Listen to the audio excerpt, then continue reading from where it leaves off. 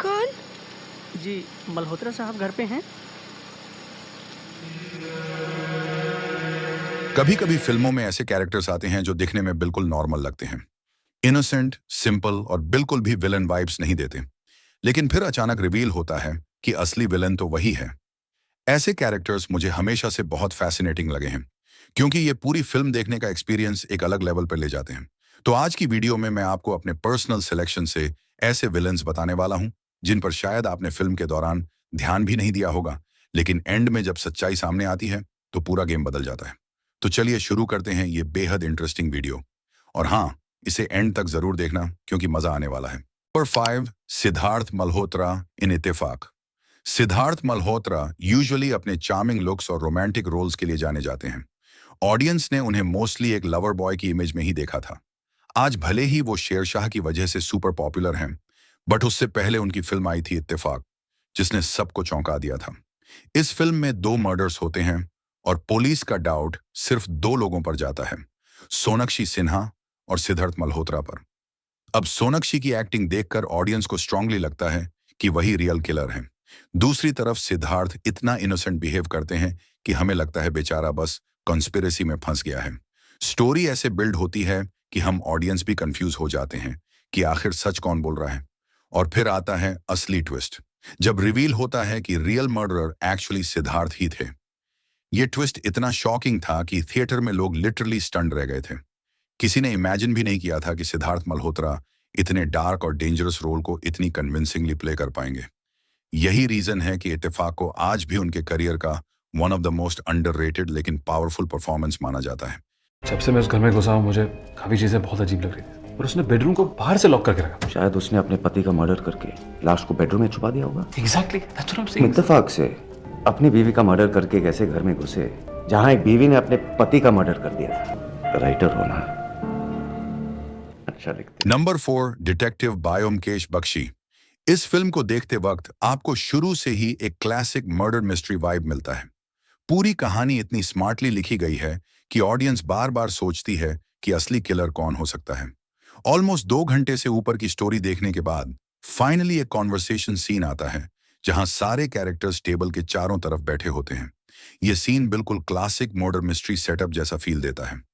ब्योमकेश अपनी पूरी investigation step by step सबके सामने रखता है। ऑडियंस को लगता है अब तो असली किलर सामने आ ही जाएगा, और फिर बूम, रिवील होता है कि डॉक्टर अनुकुल गुहा, जिस पर कभी ऑडियंस ने शक तक नहीं किया था, वही असली मास्टरमाइंड और विलन है। शॉक तो इस बात से और भी बड़ा हो जाता है कि पूरी फिल्म में गुहा को एक काम, हार्मलेस और सपोर्टिव कैरेक्टर के तौर पर दिखाया गया था। ऑडियंस को तो लगता था कि वो ब्योमकेश के साइड में है, लेकिन असल में वही पूरी कॉन्स्पिरेसी का क्रिएटर था। यकीन मानो, ये ट्विस्ट इतना एपिक और अनएक्सपेक्टेड था कि उस पल पूरा सिनेमैटिक एक्सपीरियंस नेक्स्ट लेवल पर चला जाता है। मेरे लिए तो ये अब तक के सबसे संतोषजनक और माइंड ब्लोइंग रिवेल्स में से एक है। जरूरी है कि कोई गड़बड़ हो? पिताजी ऐसे ही कहीं चले गए होंगे, ये नहीं हो सकता। इस दुनिया में ऐसे ही कुछ भी नहीं होता। Number 3, tiger Shroff in war. किसी ने भी इमेजिन नहीं किया था कि टाइगर श्रॉफ ही असली विलन निकलेंगे। शुरुआत से ही उनका कैरेक्टर कबीर से इतना इंस्पायर्ड और लॉयल दिखाया गया था कि ऑडियंस को लगा ये तो सेकंड हीरो है। ऊपर से उसकी बैक स्टोरी, जहां उसके पिता को गद्दार का टैग मिला था, इस एंगल को और भी इमोशनल बना देती है। ऑडियंस को नेचुरली लगने लगता है कि ये कैरेक्टर रिडेम्पशन आर्क लेगा और अपने पिता का नाम साफ करेगा। लेकिन असली ट्विस्ट आता है क्लाइमैक्स में। यहां रिवील होता है कि असली खालिद तो पहले ही मर चुका था, और जिस इंसान को हम पूरी फिल्म में खालिद समझ रहे थे, वो असल में सौरभ था, जिसने सर्जरी से उसका चेहरा अपना लिया था। यह ट्विस्ट इतना अनएक्सपेक्टेड था कि एकदम शॉक वैल्यू क्रिएट कर देता है, खासकर उस मोमेंट पर जब यह शॉकिंग सच सामने आता है कि बेचारा असली खालिद तो उस मिशन के दौरान बीच पर मारा गया था। जब वो कबीर को बचाने के लिए टेररिस्ट के पीछे भागता है, तभी उसकी मौत हो जाती है, और इस बात का अंदाजा ना कबीर को था ना ऑडियंस को। यही वो पल था जिसने टाइगर के कैरेक्टर को पूरी तरह विलन बना दिया और ऑडियंस को हिलाकर रख दिया। प्यादा प्यादा जब आखिरी घर पहुंच जाए तो वो जो चाहे बन सकता है, वो भी साथ पलट देता है, फिर उसे कोई नहीं रोक सकता। नंबर 2, ऐश्वर्या राय। इन खाकी बॉलीवुड थ्रिलर्स में कई बार ऐसे ट्विस्ट्स आते हैं जो ऑडियंस को हिलाकर रख देते हैं, लेकिन खाकी का क्लाइमैक्स शायद उन सबसे ज्यादा शॉकिंग था। पूरी फिल्म में ऐश्वर्या राय का कैरेक्टर महालक्ष्मी पुलिस टीम के साथ एक हेल्पलेस और इनोसेंट विटनेस की तरह दिखाया गया है। वो शुरुआत से ही इतनी वल्नरेबल और सिंपल लगती है कि ऑडियंस उसे नेचुरली ट्रस्ट करने लगती है। ऊपर से पुलिस वालों के साथ उसका पूरा सफर, स्ट्रगल और बॉन्डिंग इस तरह दिखाया गया है कि हमें लगता है यार ये लड़की तो बस मजबूरी में फंस गई है। लेकिन फिर क्लाइमैक्स में आता है असली झटका। यहां रिवील होता है कि महालक्ष्मी दरअसल यशवंत की गर्लफ्रेंड थी और पूरे मिशन के दौरान वो पुलिस से मिली हर एक इंफॉर्मेशन सीक्रेटली यशवंत को दे रही थी। ये ट्विस्ट इतना अनएक्सपेक्टेड था कि ऑडियंस एक पल के लिए शॉक में फ्रीज हो गई। जिस तरह का डिसबिलीफ और हैरानी शेखर के चेहरे पर दिखती है, ठीक वही रिएक्शन ऑडियंस का भी होता है। मैंने जब पहली बार खकी देखी थी तो सच में मैं खुद हक्का बक्का रह गया था।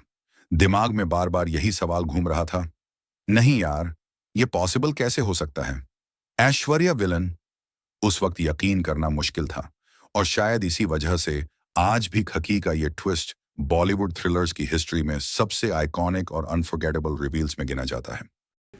मुझे कैसे मारा गया किसी से कहना मत, वरना लोगों का विश्वास उठ जाएगा प्यार मोहब्बत से। नंबर 1, आमिर खान इन फना। यार फना का ट्विस्ट तो मेरे लिए अब तक के बेस्ट रिवील्स में से एक है। मैंने ये फिल्म बचपन में देखी थी और सच बोलूं तो मजा ही आ गया था, पर साथ ही दिमाग हिल गया था। सोचो जरा, आमिर खान को हम पूरी फिल्म के पहले हाफ में एक चार्मिंग गाइड की तरह देखते हैं, एकदम फ्लर्ट करने वाला, शायराना अंदाज वाला, लिटरली चंद सिफरिश गाने वाला रोमांटिक गाय। ऑडियंस का माइंडसेट क्लियर था कि यह तो बस एक क्यूट लव स्टोरी है, लेकिन फिर इंटरवल के बाद स्टोरी पलट जाती है और ये रिवील होता है कि वही रेहान जिसे हम हीरो समझ रहे थे असल में एक टेररिस्ट है। मतलब फर्स्ट हाफ में जिस इनोसेंस और रोमांस को देखकर हम रिलैक्स थे, वो एक्चुअली एक डबल गेम था। रेहान को विलन कह लो, बैड गाय कह लो या एक ग्रे कैरेक्टर, लेकिन जो भी कहो, इस ट्विस्ट ने पूरी फिल्म की वाइब बदल दी, क्योंकि ऑडियंस ने कभी इमेजिन ही नहीं किया था कि इतना लवेबल दिखने वाला इंसान इतना डार्क सीक्रेट छुपाए बैठा होगा। और यही वजह है कि फाना का ये ट्विस्ट आज भी बॉलीवुड थ्रिलर्स के सबसे शॉकिंग और अनफॉरगेटेबल रिवील्स में गिना जाता है। ऑलराइट दोस्तों, तो आज का वीडियो यहीं खत्म करते हैं। आपको ये वीडियो कैसा लगा मुझे कमेंट करके जरूर बताना। और हाँ, इन फिल्मों को जब आपने पहली बार देखा था तो उन शॉकिंग रिवील्स पर आपका रिएक्शन क्या था, वो भी जरूर शेयर करना। और अगर आप यहां तक वीडियो देख ही चुके हों तो एक छोटी सी रिक्वेस्ट है, please subscribe to the channel. इससे मुझे और भी मजेदार कंटेंट बनाने की मोटिवेशन मिलती है।